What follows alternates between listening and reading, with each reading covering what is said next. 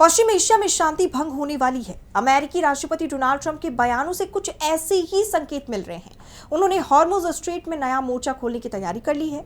अमेरिकी नौसेना project freedom शुरू कर रही है, जिसके तहत हॉर्मुज में फंसे जहाजों को निकाला जाएगा।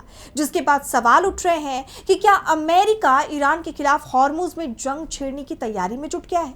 तो क्या टूटने वाला है अमेरिका और ईरान का सीज फायर? जानेंगे इस रिपोर्ट में। अमेरिका और ईरान के बीच सीज फायर टूट गया है। ये सवाल इसलिए उठ रहे हैं क्योंकि होर्मुज में एक अमेरिकी युद्धपोत पर 2 मिसाइलें दागी गई।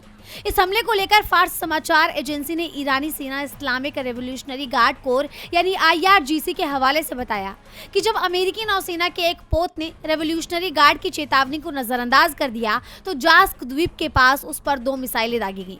ये हमला ऐसे वक्त में हुआ जब अमेरिकी राष्ट्रपति डोनाल्ड ट्रंप ने ईरान के 14 सूत्रीय नए प्रस्ताव को ठुकराते हुए होर्मुज में एक बड़े मिशन का ऐलान कर दिया। ट्रंप ने प्रस्ताव को लेकर कहा कि ये स्वीकार करने लायक नहीं है। साथ ही ट्रुथ सोशल पर घोषणा की कि जिन देशों का मध्य पूर्व में चल रहे विवाद से लेना देना नहीं है, ऐसे कई देशों ने होर्मुज स्ट्रेट से अपने जहाजों को बाहर निकालने के लिए मदद मांगी है। हमने इन देशों से साफ कहा है कि हम उनके जहाजों को सुरक्षित तरीके से बाहर निकालेंगे। ये प्रक्रिया प्रोजेक्ट फ्रीडम के तहत शुरू होगी, लेकिन अगर इस मानवीय काम में किसी तरह की रुकावट डाली गई तो उसका सख्ती से जवाब दिया जाएगा।